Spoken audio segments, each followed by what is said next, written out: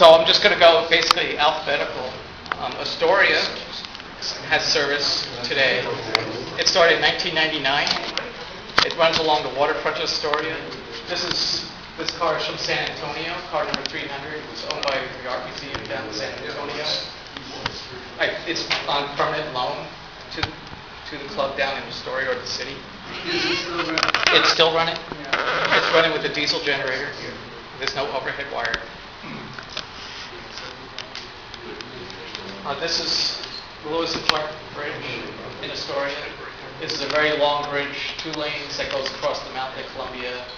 On windy days, it's kind of fun ride to have, which is almost every day. This is at the Mount Lake Columbia. This is the generator. Actually, I think they did a pretty nice job. They painted it to match. Yeah, so it's really, really well done.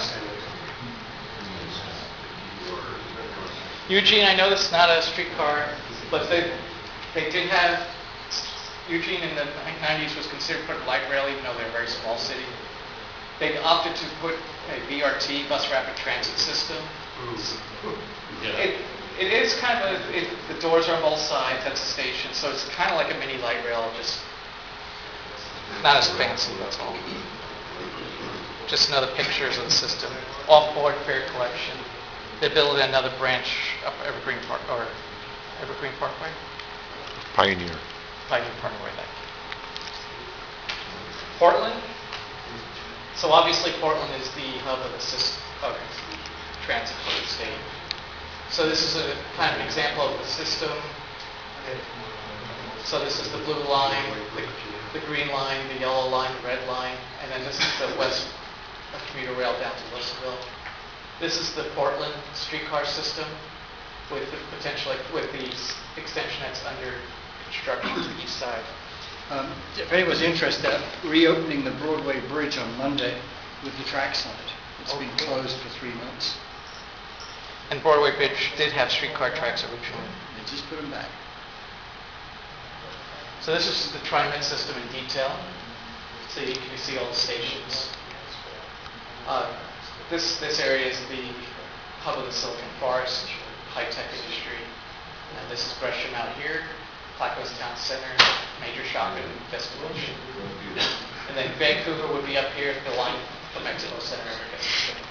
Mark, can you show us briefly where the new proposed extension that goes over after Broadway Bridge that circles south or something? Yes, I will get that later. I have that all later.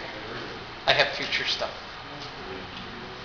So the Max Blue Line, east side between Portland and Gresham, opened in 1986. The West Side Line, which linked the system to the west side to Hillsborough, opened in 1996. It goes a very long way from Hillsborough to Gresham. 33 miles. The east side starts in Cleveland Avenue in Gresham. This is actually on the old interurban right-of-way. The next stop would be Gresham Central. I'm not going to go through every station.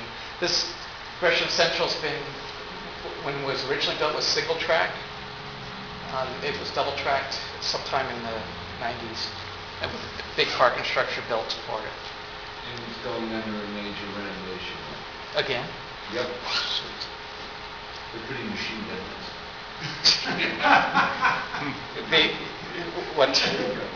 The east side of Gresham and Portland east, the far east side towards 181st Avenue is kind of a crime-ridden area. Actually, it's a very tough area.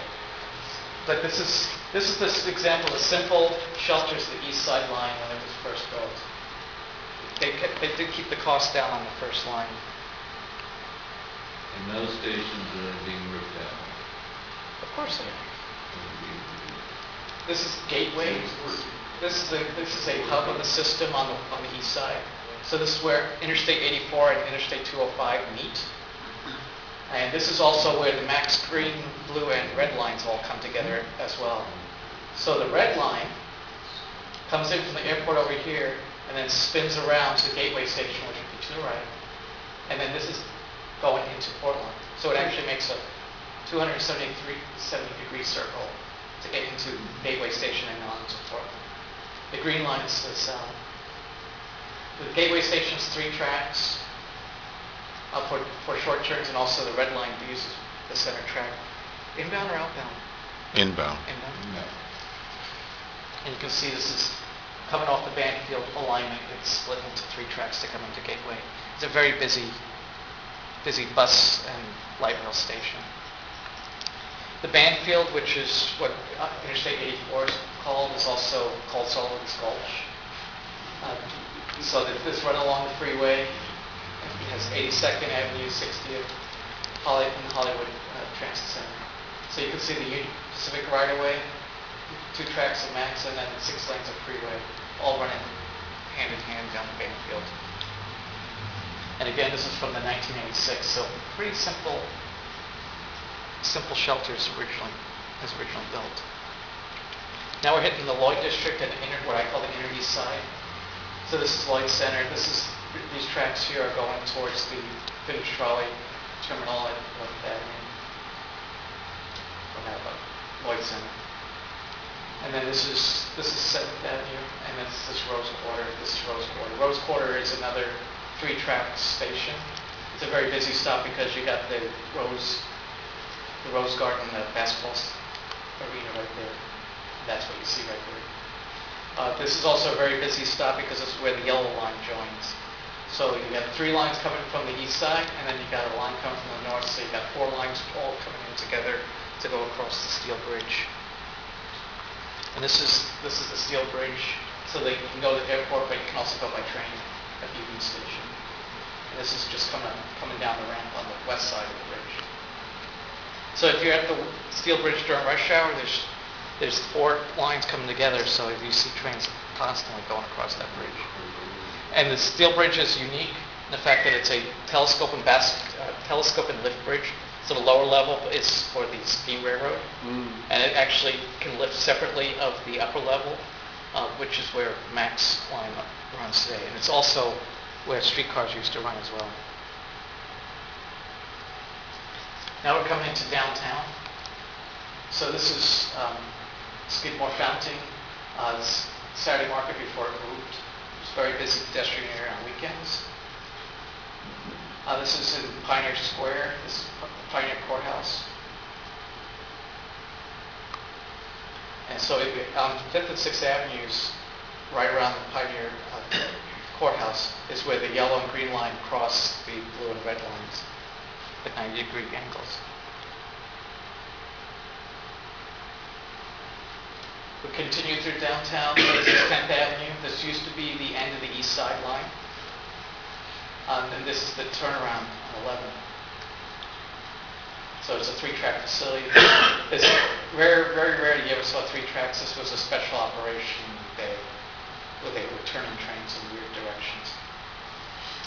And this is PG Park, what was originally called PG Civic Stadium, which is now being converted from baseball to a soccer stadium because Portland needs baseball, I guess. Does what?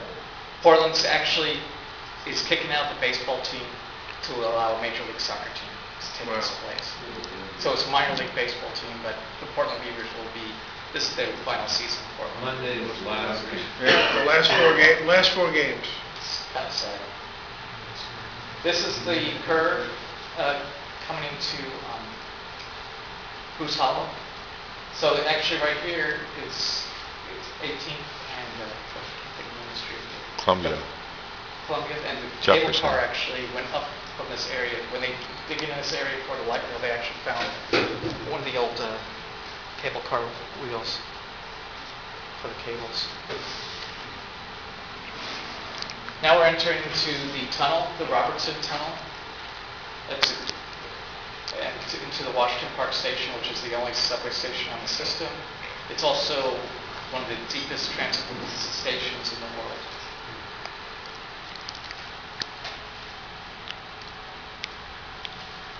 Then we enter the west side, what we usually call the west side to Beaverton. The first stop out of the tunnel is Sunset Transit Center. It's a below-grade, open-air station. It's actually a very busy stop. It's very busy parking lot because it's at the confluence of the US 26, Sunset Highway, and Oregon 217, 2 of the most congested freeways on the west side. Then we go into Beaverton Transit Center. That's another very busy station. Anyone who rode west today would have gotten on here to hop on west. It's a 3-track facility. The center track is reserved for red line turnbacks to go back to the airport. Milliken Way, this is where the old Tektronix campus used to be. It's now very near a Nike campus. And then this is Beaverton Creek. This track is now out of service. This was a freight line. When they were actually testing the idea of commuter rail, they did test commuter trains to this stop several years ago.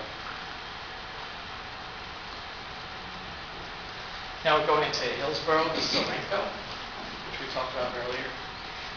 This is the line going over Main Street baseline, coming into Hillsborough.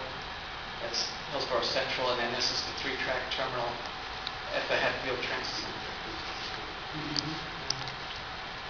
And during peak rush hour, they actually do use all 3 tracks.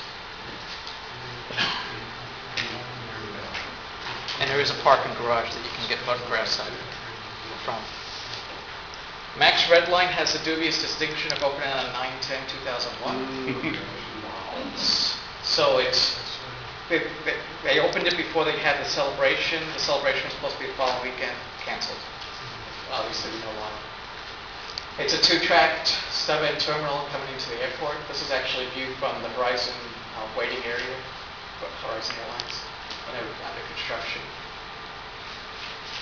And then this is a photo taken between Mount Hood Avenue and Cascades stations. This was taken about 8 years ago. There was no development. Now it's all hotels and shopping malls, which was the original intent of the Red Line. The Red Line was actually built by the developer in a land swap deal with the Port of Portland. So the Port of Portland said, you build the light rail line, we give you the land. So that's how the Red Line was done on that cheap. This is the fast section going down the middle of, coming off the center main of I-205 onto the side right away to head into Gateway. This car is actually going away from Gateway. Could I say something about that? That is really interesting because when they built the freeway through there, the county insisted that the freeway could only be built if there was a transitway. Right. The federal government said, we won't fund rail, but you can do a busway. So that tunnel was designated as a busway tunnel, paid for by the feds, but we happened to design it to light rail dimensions. And there's another one when we get to the Green Line that's exactly the same thing. So it sat unused for about 20 years. Now my computer's spinning. There we go. Max Yellow Line was our next line that we opened in 2004. It goes to the north of Portland to the Expo Center, basically just short of going to Jansen Beach and then into Vancouver, Washington, which is what the line was originally supposed to be built for. This is actually at Expo Center. Expo Center in World War II was an internment camp for the Japanese. Oh. So that's why you see the Tory Gate and all these tags symbolize all the people who were interned at the Expo Center. The Expo Center was used for cows and stuff like that. So they literally just put wooden planks over the Expo Center where all the cows used to poop. And that's where all the Japanese were staying until they got permanent internment somewhere else. This is at Kenton, so this is kind of a lumberjack guy. This is opening day on the Yellow Line at Expo.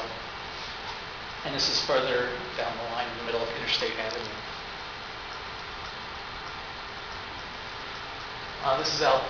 This is at the Albina District of Portland. If you like microbrews, Portland is one of the best places in the world to go. And Widmer Brewing is right by this stop. Not that I'm